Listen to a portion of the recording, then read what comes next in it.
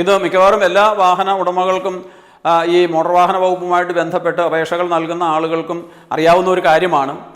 നമ്മളേതെങ്കിലും ഒരു അപേക്ഷ സമർപ്പിച്ചു, രജിസ്ട്രേഷൻ സംബന്ധമായിട്ട് ഉള്ള ഏതെങ്കിലും അപേക്ഷ സമർപ്പിക്കുകയോ ഈ ഡ്രൈവിംഗ് ലൈസൻസ് പുതുക്കാനോ അല്ലെങ്കിൽ റീപ്ലേസ്മെൻറ്റിനോ എല്ലാം ആയിട്ട് അപേക്ഷ സമർപ്പിച്ചു കഴിഞ്ഞാൽ ഇതിൻ്റെ പ്രിൻ്റ് അത് ലഭിക്കുന്നില്ല. അത് പ്രിൻ്റ് എടുത്ത് അയക്കാനായിട്ട് ഏൽപ്പിച്ചിരുന്ന ഏജൻസികൾക്ക് സമയത്ത് പൈസ നൽകാതിരുന്നത് കൊണ്ട് ചില സാഹചര്യങ്ങളിൽ ഈ രജിസ്ട്രേഷൻ സർട്ടിഫിക്കറ്റ് പ്രിൻ്റ് ചെയ്യാനായിട്ടുള്ള ആ കാർഡ് അവൈലബിൾ അല്ല. ഇങ്ങനെയുള്ള പല കാരണങ്ങൾ പറഞ്ഞുകൊണ്ട് ഇന്ന് ഈ വാഹന ഉടമകളെ സംബന്ധിച്ചിടത്തോളം വളരെയധികം ബുദ്ധിമുട്ടിലായിരിക്കുന്ന ഒരവസ്ഥയാണുള്ളത്.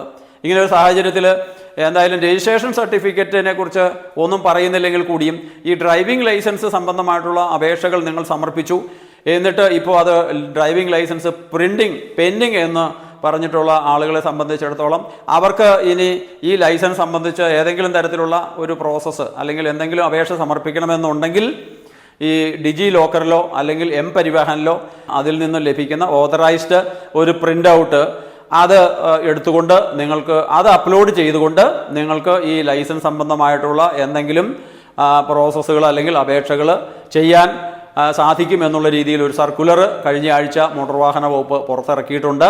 ഈ കാര്യം നിങ്ങളുടെ അറിവിലേക്കായിട്ട് പങ്കുവയ്ക്കുവാനായിട്ടാണ് ഈ വീഡിയോയുമായിട്ട് നിങ്ങളുടെ മുന്നിൽ വന്നിരിക്കുന്നത്.